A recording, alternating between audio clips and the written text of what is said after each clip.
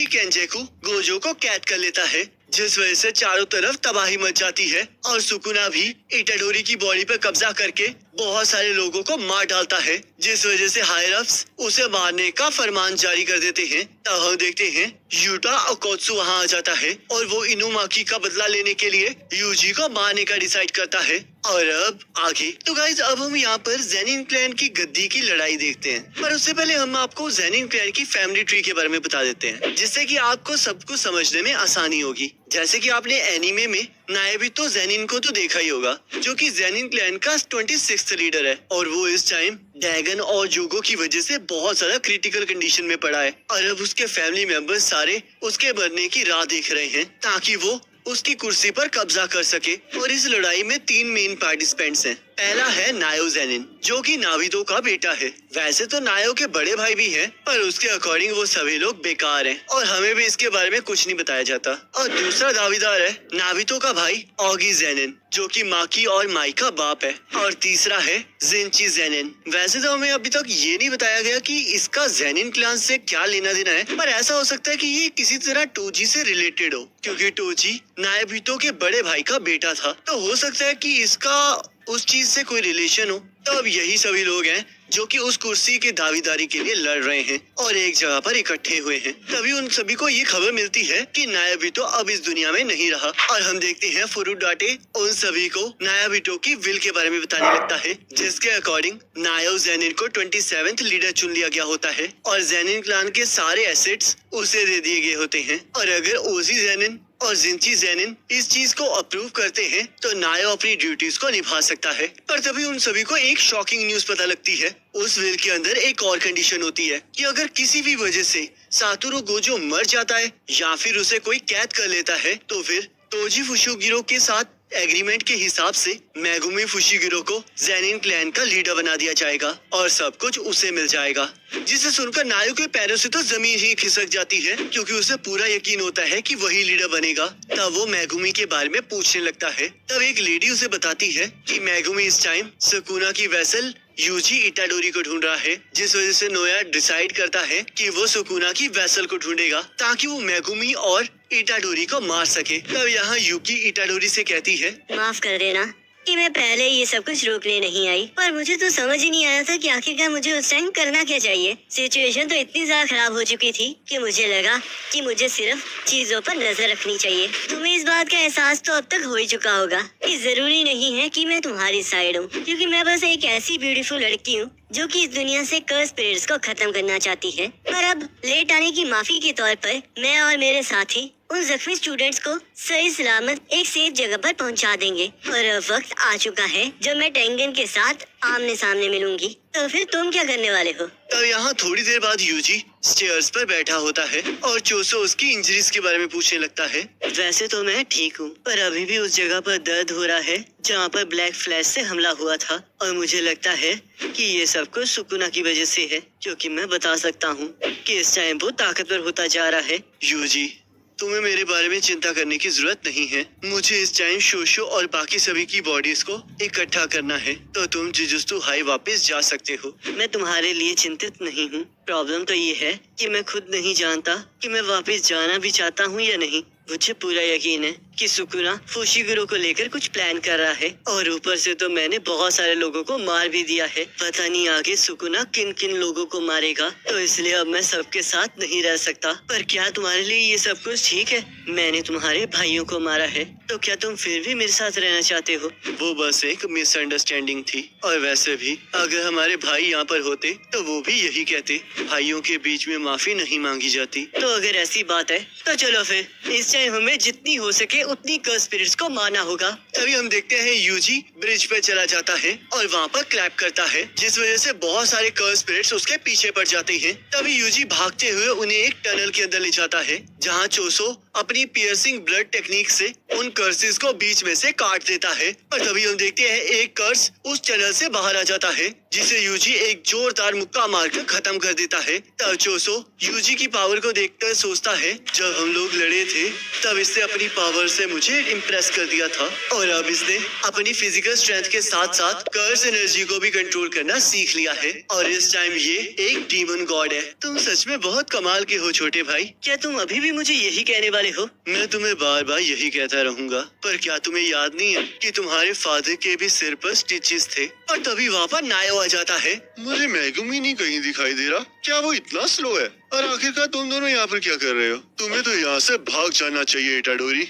आखिरकार मैं क्यों भागूंगा? क्या तुमने सुना नहीं? अब जब गोजो का सपोर्ट हट चुका है तो हायर अप्स अब तुम्हें मरा हुआ देखना चाहते हैं। वैसे तो मैं यहाँ पर मेगुमी से मिलने आया हूँ, तो इसलिए मुझे कोई फर्क नहीं पड़ता कि तुम जियो या फिर मरो, पर मैं तुम्हें इस तरह आसपास घूमते भी नहीं देख सकता, तो कम से कम मैं तुम्हारी टांग ही तोड़ देता हूँ। आखिरकार तुम्हें फुशिगुरो से क्या चाहिए? मैं उसे मरा हुआ देखना चाहता हूँ, पर उससे पहले मैं चाहता हूँ कि वो मेरे लिए कुछ चीजें लिख दे। और तब वो बहुत स्पीड से चोसो और इटाडोरी के पास पहुंच जाता है और उन पर हमला कर देता है। तब चोसो और इटाडोरी उसके हमले को रोककर दोबारा से उस पर हमला कर देते हैं, पर नायो वहाँ से हट जाता है। तब इटाडोरी सोचता है, ये तो सच में बहुत फास्ट है, तो क्या ये कर्स टेक्निक है? तब नायो कहता है, मानना पड़ेगा, तुम तो मेरी सोच से भी ज्यादा ताकतवर हो। मुझे ये तो समझ में आ रहा है कि ये सुकुना की वेसल है, पर आखिरकार इसके साथ कौन है? क्या मुझे अब अपनी स्पीड को बढ़ा देना चाहिए? तभी उन तीनों को एक प्रेशर फील होने लगता है और इटाडोरी सोचता है, क्या ये गोजो सेंसे है? पर रुको, ये तो उनसे बिना कुछ खतरनाक आ रहा है। तभी हम देखते हैं यूटा वहाँ आ चुका होता है और कहता है, तो तुम यहाँ पर अकेले नहीं हो, आखिरकार तुम कौन हो? तभी यूटा उनके पास आ जाता है। तब हम देखते हैं एक कदम से ही वो टनल की दीवार को तोड़ देता है। तो फिर इटाडोरी के साथ कौन कौन है? तो तुम यहाँ पर इटाडोरी को मारने आए हो? जरा रुको, मैं तो तुम्हारी तरफ हूँ, तो यूटा और कोत्सु हो ना? ये तो वही पर्सन है जिसके बारे में फुशिगुरो ने बताया था, और ये गोजो सेंसेई की तरह ही स्पेशल ग्रेट सॉर्सरर है। आखिरकार तुम कौन हो? मैं नायो ज़ेनिन हूँ, माकी का कजन। मैं भी यहाँ पर इटाडोरी को मार नहीं आया हूँ, तुम चिंता मत करो, मैं इसमें इंटरफेयर नहीं करूँगा।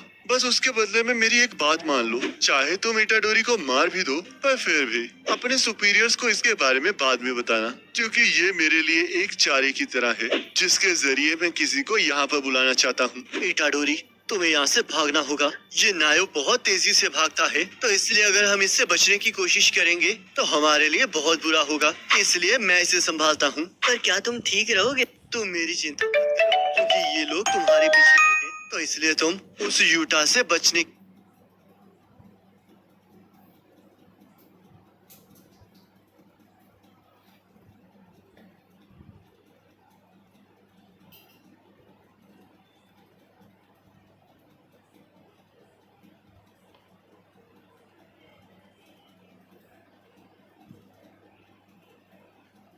बहुत तेजी से भागता है, तो इसलिए अगर हम इससे बचने की कोशिश करेंगे तो हमारे लिए बहुत बुरा होगा, इसलिए मैं इसे संभालता हूँ। पर क्या तुम ठीक रहोगे? तुम मेरी चिंता मत करो, क्योंकि ये लोग तुम्हारे पीछे आए हैं, तो इसलिए तुम उस यूटा से बचने की कोशिश करो। मुझे पूरा यकीन है कि ये गोजो की तरह ही है, तो इसलिए अगर तुम इसके साथ लड़ोगे तो पक्का मारे जाओगे। अब यहाँ से चले जाओ और हम लोग वहीं मिलेंगे जहाँ हम कल मिले थे। ठीक है नायो, मैं तुम्हारी बात मान लेता हूँ, तो तुम दूसरे को संभालो। तब हम देखते हैं इटाडोरी वहाँ से भाग जाता है और चोसो यूटा को रोकने की कोशिश करने लगता है, और तभी बीच में नायो आ जाता है, जिस वजह से यूटा यूजी के पीछे भागने लगता है। ये तो सच में फास्ट है, मुझे तो लगा था कि मैं इसे शुरुआत में ही मार डालूंगा। तब यहाँ चोसो और नायो आपस में लड़ने लगते हैं। मैंने तुम्हें पहले भी देखा था, तो तुम ब्लड मैनिपुलेशन टेक्निक को यूज कर रहे हो ना? मुझे नहीं पता कि ये तुम्हारे पास क्यों है, पर पियर्सिंग ब्लड के अलावा इस टेक्निक से डरने की कोई बात नहीं है। अगर तुम्हें पियर्सिंग ब्लड यूज करना है तो तुम्हें कन्वर्जन की जरूरत पड़ेगी, जिसके लिए तुम्हें थोड़ा टाइम चाहिए, और वो टाइम तो मैं तुम्हें देने नहीं वाला, तो इसलिए अब तो तुम मरने वाले हो। क्या तुम्हें सच में लगता है कि मैं ऐसे पर्सन को यहाँ से जाने दूंगा जिसने मेरे छोटे भाई को मारने की कोशिश की थी? तब यहाँ यूटा अपनी तलवार लेकर यूजी पर हमला कर रहा होता है और यूजी उसके हमलों से बच रहा होता है। ये तो बिल्कुल माकी की तरह है। तभी यूजी कार को उठाकर यूटा के ऊपर फेंक देता है और इस चीज का फायदा उठाकर एक जगह के अंदर जाने लगता है, पर तभी यूटा उसी कार से यूजी का रास्ता रोक देता है। क्या तुम सरप्राइज हो, क्योंकि तुम्हें लगा होगा कि मेरे पास तो इतनी पावर होगी ही नहीं, और ये बात सच है। चाहे इसके पास ज्यादा पावर ना हो, पर इसके पास बहुत सारी कर्स एनर्जी है, और बहुत सारे सॉर्सरर्स कर्स एनर्जी की मदद से ही अपनी पावर को बढ़ाते हैं। तुम बिल्कुल मेरे ऑपोजिट हो, तो तुमने ये नोटिस कर ही लिया। तो मैं तुम्हें एक चीज बता दूं, मेरे पास गोजो सेंसे से ज्यादा कर्स एनर्जी है। सेंसे के पास 6 आइज की ताकत है, जिस वजह से जब भी वो कर्स टेक्निक को एक्टिवेट करते हैं तब उनकी एनर्जी बहुत कम यूज होती है। पर अगर मैं ऐसा करता हूँ तो मेरी कर्स एनर्जी ज्यादा यूज होती है, और यही हम दोनों में डिफरेंस है। तो चलो, अब बहुत बातें हो गई, और इटाडोरी पर हमला कर देता है। डोडो ने कहा था कि एलाइट सॉर्सरर की एनर्जी के फ्लो को रीड करना बहुत मुश्किल है। एक एलाइट फाइटर अपनी कर्स एनर्जी को बहुत अच्छे से कंट्रोल कर सकता है, जिसकी वजह से उसके अटैक को तब तक प्रिडिक्ट नहीं किया जा सकता जब तक वो अटैक पूरा ना हो जाए। और ये लड़का अलग है, इसकी पूरी बॉडी और उसकी कटाना पूरी तरह से कर्स एनर्जी से भरी हुई है। प्रॉब्लम ये नहीं है कि मैं इसके मूव्स को रीड नहीं कर सकता, प्रॉब्लम तो ये है कि मुझे इसके हमलों का पता ही नहीं लग रहा, और ऊपर से ये डैमेज को भी मिनिमम रख रहा है। माफ करना, पर मैं इस टाइम मर नहीं सकता।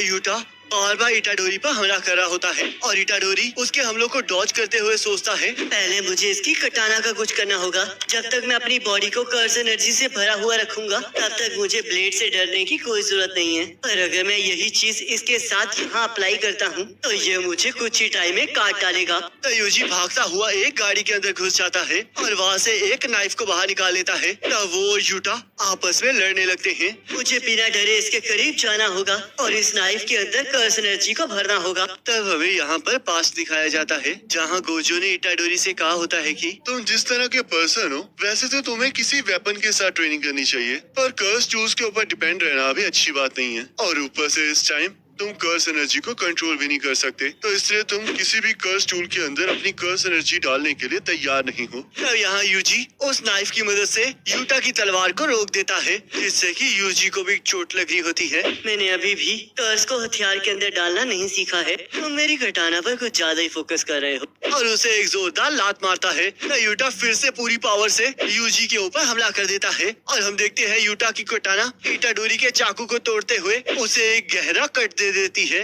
और तभी इटाडोरी यूटा की कटानों को अपने पैर से पकड़कर तोड़ देता है। मुझे गोजो सेंसे के स्टूडेंट से यही उम्मीद थी। तब इटाडोरी फिर से लड़ने के लिए तैयार हो जाता है, और तभी हम देखते हैं रीका उसे पकड़ लेती है। आखिरकार यहाँ पर चल क्या रहा है? रीका, हम तो बस खेल रहे हैं। आखिरकार ये क्या है? क्या ये शिकिगामी है? मैं तो यहाँ से मूव भी नहीं कर पा रहा हूँ। इसे यहाँ ऐसे ही पकड़ कर रखो रीका, और अपनी कटाना को यूजी के दिल के आर पार कर देता है। मुझे माफ कर देना इटाडोरी। तभी हम देखते हैं सुकुना को जैसे इस बात का एहसास होता है वैसे ही वो मुस्कुराने लगता है।